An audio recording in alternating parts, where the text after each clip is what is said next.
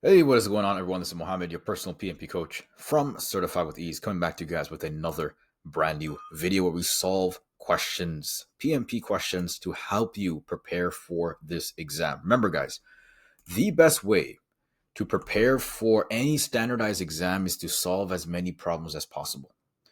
It will get your mind used to it. And so the plan is to solve 10 questions every day, follow along, learn the concepts behind it. Don't just get fixated on answering correctly. Okay. Remember, like always, we have a small training. It's going to be linked in the description and also in the comment section. Check out that training. You will also have a chance after you watch the training to figure out what you need to focus on the PMP. You also have a chance to check out our PMP Accelerator course, which is over here. It's a course that has been created to cover every single essential topic on the exam and nothing extra, right? You have your clear, concise topics with a simple video of each, PMP exam scenarios, mindset training, foundational questions that cover every single topic you can expect on the exam, timed exam, and exam simulators. So check it out. Let us begin with answering some of these questions, okay? So remember, we have 3 steps, guys. 3 steps to solve any situation-based question on the exam. Number 1, understand the problem statement. Number 2, eliminate the answers that contradict our principles, which are going to be in our course. And number 3, choose the answer that best solves the question. All right? So a controller proposed a budget reduction for projects because the majority of implemented solutions resulted in little returns on investment. The PM objected and presented project assets showing all solutions have been demonstrated, accepted, and delivered with relevant framework constraints. The PM suggested the issues may stem from project evaluation and selection processes. What was the project manager demonstrating? Okay, so let's take a little step back. This question on your PMP exam, you will have 3 types of questions. What should the project manager do next, or have done, or do first even? Okay, so this is a question that could have been rephrased a little better, but we're still going to solve it. All right, so A, multiple stages of development that members may go through toward working formations. Okay, so over here, the problem statement, I forgot to mention this, is what? So the PM presented the project assets showing all the solutions have been demonstrated, accepted, delivered with the relevant framework constraints. The project manager suggested that the issues may stem from the project evaluation. So this is the important part that I want you to focus on. Remember, you have this entire situation. What is the most relevant piece of information? It's near the end over here. They're asking you what the project manager is demonstrating. So A is not the answer. The answer here for now that I can see is going to be B, root cause analysis. Okay, root cause analysis. And I'm going to give you guys a quick hack over here. When it comes to the exam, we've noticed something. We've noticed that the PMP loves to go back to 2 things: root cause analysis, MVP. And they like mentioning the word value. Okay, over here, value. Now, obviously, read the question, but when you start seeing these words, root cause analysis, RCA, value, that's going to be your answer.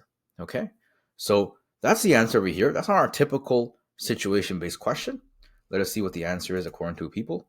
And yes, okay, perfect. So let's move on so we can get to the good quality questions. All right. All right, so pretty short question over here. Let us look at the answers first to train our PMP mindset. Define roles and targets for all team members and regularly follow up with with one-to-one meetings to review progress. Okay. All right. Nothing wrong there.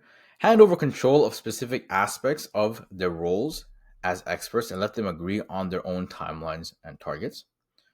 Okay, hand over control of specific aspects of the roles as experts. Okay, so you're giving them more autonomy, basically. Work with the team members to define overall objectives and support them to engage around the goal. Okay, nothing wrong with that. You're working with them, you're collaborating. Remember that your team member are your experts. That's one of our principles, and we want to apply it to every single question that we potentially are working with the team with. Bring a senior colleague who is also an expert to ensure the team is on track to achieve the goals and objectives. Okay, so I don't like this. And for two things. Number one, this is the job of the project manager.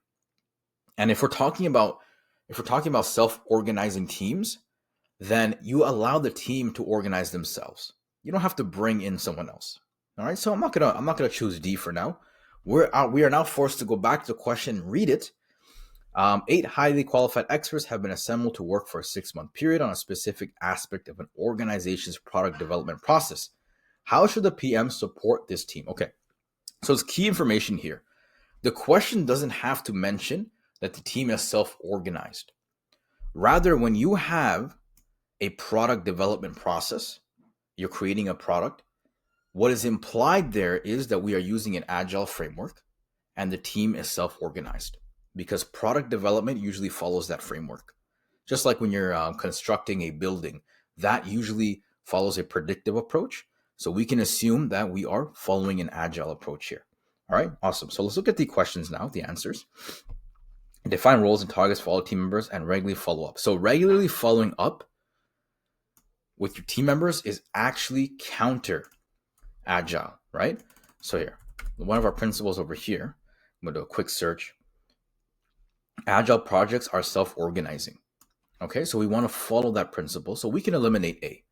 A, exactly.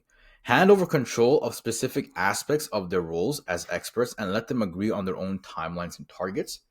Okay, that's okay, that's fine. But I would like more collaboration. I still, as a project manager, want to be a part of the process. Why? Because it's still a project that I am managing. C, work with their team members to define the overall objectives and support them and engage them around the goal. That's much better. We're giving the teams the autonomy to define the overall objectives. And we're supporting, but I'm also involved as the PM. Okay, so I'm going to go with C. Most of the people have chosen C as well. Awesome. Okay, so again, guys, I want you to understand the concepts. I want you to have a notebook and jot down some concepts. So like we mentioned, product development. Understand product development equals to agile equals to self-organization. Note these things down. We are not focused on getting to the right answer, not right away. We are focused on the concepts, the theory, the things that you have to know behind the questions, okay? Awesome. All right, so let's do question 37. Let's start with the answers just to train our mindset, just to get used to the questions and the answers. So PM did not follow the normal hiring process with the engineer's functional manager. Okay, the engineer has project burnout for working long hours and solving difficult problems. The engineer did not feel welcome or enjoy. Okay, so this is not really our typical question. So let's just read the question just to understand. A project manager wants to assign a junior engineer to a new project. In past projects, the engineer showed initiative to take a complex task and solve problems in innovative ways without the need of any encouragement. However, the engineer declines the project manager's invitation to join the new project. What is most likely the reason for the engineer's refusal to work on the project? So again, a little heads up. It's a good question. It's not phrased in the way that you will see it on the exam. Okay, so we're going to follow the 3 steps. What is the problem statement here? You can pause this video. The problem statement, though, is going to be that this engineer, very independent, doesn't need any encouragement, does his or her work, but the engineer declines the project manager's invitation for a new project. So what's the reason for that? What do we think the reason for that is? A, the PM did not follow normal hiring processes with the engineer's functional manager. So is there any mention of that? We're not talking about hiring. We're not talking about the functional manager. So this does not address the core problem. A is gone. The engineer has project burnout from working long hours and solving difficult problems. Okay, that could be it. Why? Because the engineer took this complex task and did not find any need for encouragement. Meaning that, at the end of the day, this person was alone, was grinding it out, was hustling until the task was complete. Engineer did not feel welcome or enjoy working with the other project team members. So again, is there any mention of that in the question? And we have an important principle here that we have to address. When the answer mentions information not mentioned in the question, eliminate that answer. We cannot validate this answer over here. The project manager did not sufficiently support and recognize the engineer's professional growth. Ooh, this is a good one. This is a good one. Okay. So I'm stuck. I'm stuck with B and I'm stuck with D.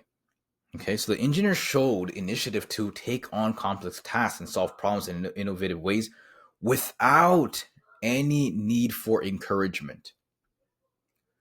I'm gonna go with D. And I'm gonna choose this and I'm gonna explain at the end why. Okay. All right. So the answers are split between D and B. I'm gonna go with D. Why? Because the question mentions something very specific without the need of any encouragement. But you have to understand one thing.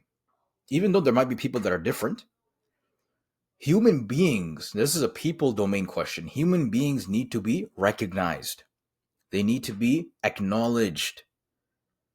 The project manager, even though this engineer did not need any encouragement, should have gone there and should have given some support, given some encouragement, done all these things, okay? But what I want you to understand here is that the question goes about mentioning this piece of information. You have to use that in your answer, okay? You have to use that in your answers. All right, so D is going to be the best answer. Just remember, guys, from this question that human beings always need to be encouraged, nurtured, and acknowledged. Okay, very important. And that is a part of the project manager's job. Why? Because the project manager is a servant leader. All right, awesome. So let's look at the answers for 38. Agree with the functional management and team members on vacation schedule that would minimally impact the project schedule. Okay. If the question involves a functional manager, we can think about this answer as a valid answer, but we'll take a look at the question at the end. Submit a formal request to senior management asking them not to pursue the decision based on the impact it will have on the project. We don't want to involve senior management. This is escalating, right? Principle number 8 over here. So we don't want to do that, right? So let's go back. Push out the project timeline according to the vacation plan in place based on recent company policy. Okay. Discuss the vacation plan includes scheduling changes in the change log database. Okay, I like this one too. So during the execution of a project, a company decides that everybody will need to take vacation time before the end of the year. This may cause a change in the project timeline. How should the project manager address this situation? Okay. We got to push this project out. But because of that, we need to be on the same page in terms of schedules. So people have to take their vacation a little bit earlier. All right, that's what we have to do. I like D. Discuss the vacation plan include scheduling changes in the change log database. Why? Remember what I said before, and I've been saying this since day one. Anytime you have principle number 1, you take that step back. You're not jumping into an action immediately. Rather, what you are doing is you are gathering information. You're discussing. You're setting up meetings. You're talking to people. You're understanding their perspectives. And then you might decide to actually engage in some sort of action, like agree with functional management or submit a formal change request. But you want to collect as much information as possible to make sure that you can make a sound decision. I'm going to go with D. Yeah, principle number 1. Okay, so a lot of people are saying A. And we're going to see what the answer is. Agree with the functional management and the team members on vacation schedule that will minimally impact the project schedule. I would say not A. And let me tell you my reasoning. Remember, guys, I'm not looking at the answers beforehand. I want to give you guys my raw approach to answering these questions. Okay, so I'll tell you a couple of things, and I'll look at the discussion to make sure that I did not miss out on something. So if execution project, company decides that everybody will need to take a vacation before the end of the year, right? How do we know that we're dealing with a functional organization?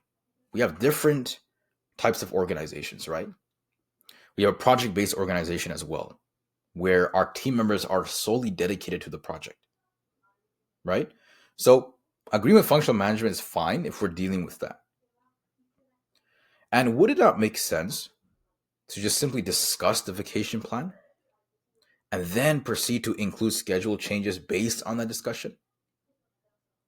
Isn't that not the same as A? We're going to check out the answers, the discussion, and we're going to see what people are saying when it comes to D. All right, so this individual saying, notice it didn't say all workers will go on vacation the same day. A period simply says before the end of the year. The PM and the schedule manager during the okay, fine, it's great. Let's see what people are saying for A. Voting for A. That's it. A is the best time to address this. Product manager should first meet with his or her internal team, discuss sustainable workarounds that would best benefit the team if an effective resolution cannot be reached. I agree with that. But again, D implies that as well. Discuss, right? So I'm going to stick with D. You guys let me know in the comments what you think if you disagree with me on this specific answer. Okay, let's move on. 39. Okay, again, let's read the answers first. Let's get into the PMP mindset so that you start recognizing some patterns. Send a warning. Think about how that sounds. Send a warning. Imagine your project manager coming up to you, be like, I'm warning you. Wow, that's a threat. Does that sound servant leader like? Number 3, be a servant leader. Does that sound like it? No, it doesn't, right? So send a warning to both team members indicating that if the issue continues, both will be removed from the project. Eesh. That's pretty harsh, guys. Escalate both team members to their respective functional manager. Let them take the appropriate action. So we don't want to do that. Number 1, we don't escalate things. Number 2, this is not servant leader like. If you're having difficulty remembering what a servant leader is, think about a very caring coach, football coach, someone that wants to see their team develop into great individuals, right? Think about that. Contact the functional managers to request substitutes for conflicting team members. So substituting means that we're replacing, which entails that we are going to create friction in the team. We never want to replace people or fire people. We want to deal with the issue head on. Schedule a meeting with both team members to understand the issues and facilitate a solution that satisfies both parties. Beautiful. Principle number 1. And we are holding this meeting privately. Key point there. When there is an issue, we don't want to expose these individuals in front of their entire team. So look at this. Look at this over here. Never expose your team's faults to the others, right? And that's exactly what D is doing. So I'm going to choose D. And most people chose D, or all of them chose D, which is awesome. Okay. A, discuss with the customer the risk identified and team's concerns. I like it. Taking a step back, discussing. Discuss with the team, estimate the effort, and raise a change request. Okay. B and A are on the same wavelength of principle number 1. C, ask the customer to go live and add the new functionality in the backlog. I like A and B better. Remember, guys, when we have principle number 1, again, in an answer, I'm going to keep repeating this. I sound like a broken record, but it's so important to understand this. When we have principle number 1 and every other answer is an action that can follow principle number 1, principle number 1 is your answer. So ask the team to deliver the functionality and the agreed go live date. Okay, so we have A and we have B. One of them involves the customers. Discuss with the customer the risks identified and the team's concerns. Okay, and the B involves the team. Now we got to read the answer. We're going to read the answer. We're going to try to figure out who the situation really involves. A project team is implementing a hosted system for a third party. Just before going live, the customer asks the project team to include additional functionality. The project team identify risks to the delivery date and inform the project manager that some of the requested functions are in conflict with the agreed upon scope. What should the project manager do? A is going to be the answer, guys. The team knows what's happening. You've already discussed it with your team. You already brought the new additional functionalities to the team. Now it's time to take that information and go back to the client. All right. So we have A here, and some people chose B. Awesome. All right, let's move on. A state-of-the-art product was delivered at the end of the project lifecycle. but the project or the customer claims the product was not designed to specifications. What should the project manager have done? So let me actually give you a little tangent, a little hack over here. Anytime there's a disagreement between what has been created and what has been agreed upon, you want to look at the acceptance criteria or the definition of done. Definition of done is more quality related, but both of them might be, or both of them will be, either one of them will be the best answer. Okay, but let's read the answers over here. So note that down. Disagreement in what was created, acceptance criteria, definition done. The customer's requirements should have been captured and modified to meet the supplier standards. So they should have been captured. Modified, not necessarily. If there's a disagreement, we need to capture it. So they don't mention acceptance criteria explicitly, but that is what acceptance criteria is. Basically a list of what the customer standards are.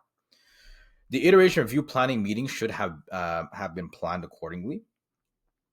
Okay, I mean, listen, that doesn't really solve the core problem because we're talking about one iteration. And the acceptance criteria, or any acceptance criteria, talks about the end result. So we're more focused on the end result. The customer's requirements should have been captured in order to meet the customer standards. Okay, that's good. That's acceptance criteria, basically.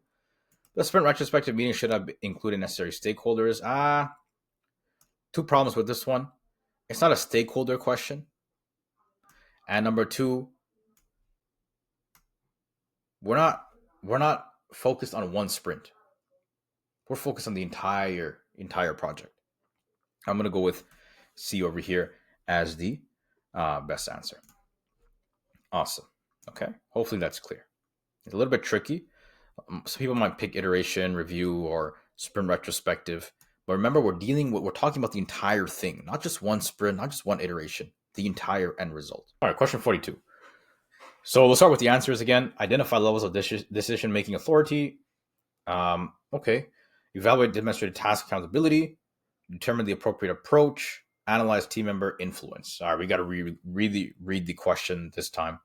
So PM has been asked for performance feedback regarding one of the team members. The project manager would like to gather additional input from the project team because there are no metrics in place. Oh, okay. So we have this team member, and we need to evaluate this team member. And we're trying to ask the other team members, which is always a bad idea. You never want to do that. But we have no other choice. What should we do? Identify levels of decision-making authority. Okay. Evaluate demonstrated task accountability. Determine the appropriate approach and analyze team member influence. I think the best thing would be C. Why? Because it's simply taking a step back, literally. You're determining the best approach over here. You're taking that step back, instead of jumping and figuring out who. I don't see how A solves anything. Nor do I see how D solves it. B maybe, but determining the appropriate approach first is the very first step. That's what I would say. Awesome. Okay. All right. This one looks like a promising question. Long sentences, complete question. Let's read it. Assess the risk of the contractor not attending meetings and submit reports for the rest of the project and escalate to the project sponsor. Never want to escalate. Principle number 8, eliminate. Remind the contractor they are committed to attending meetings and submitting reports per contract. Okay. Submit a claim for not fulfilling the contract terms and handle a claim in accordance with the alternative dispute resolution. We don't want to do this first, right? We're problem solvers. And even though this can potentially solve the problem, think about it. We might need this contractor. We're filing a claim. We're creating this friction in our team. Is there a better way? Speak with the company's lawyer and request that they demand the contract for the contractual terms. Again, don't get a lawyer involved. It's going to create friction in your team. I'm going to go with B. It sounds like the most reasonable first step that you want to do. All right, awesome. So we did this without even reading the question. Okay, so remember, when it comes to dealing with people, you always want to be someone who doesn't get so charged up. You guys ever read the book, How to Win Friends and Influence People? If you have, be like that person. Remind people. Don't escalate. Don't cause problems. Don't bring the big guns into the project, right? See how you can do things in a very courteous manner. Okay. So we're going to solve 2 more problems. Let's read the question here. While finalizing a project management plan, a customer provides the project manager the new set of quality standards to which the final product must adhere. What should the project manager do to ensure smooth delivery of the product? Okay. So we got new things that the client wants, and we want to make sure that these are incorporated in the product. We talked about this. We don't want any disagreements between what has been decided and what is the end product. So acceptance criteria, definition of done, those things are going to be used. Involve the client in risk identification. No, that's not going to help. We're concerned with the product. Agree with the client on a new project charter. The project charter is not the right tool. Involve the client in a performance gap analysis, not the right technique to use. Agree with the client on acceptance criteria. Beautiful. I like it. Done. Some people chose A. No, I would still go with D. Okay. All right, so this is an SPI question. You guys can take a screenshot of this and try to solve it. I don't have my whiteboard, so I'm not going to solve it now. I just want to get into the situation-based questions, because situation-based questions are 95% of the exam. We're going to have a dedicated video soon that talks about some calculation. For your calculation, no PERT, no SPI, CPI, and no EVA calculation-based questions, okay? So we're going to end the video here. Hopefully you guys enjoyed it. And if you did, give a thumbs up, give a like. Remember, guys, check out the link in the description in the comments section. Remember, the best way to pass the PMP is to solve as many problems as possible. Get used to the questions, work your mind, analyze patterns, use the principles. You'll be more than fine. Take care for now.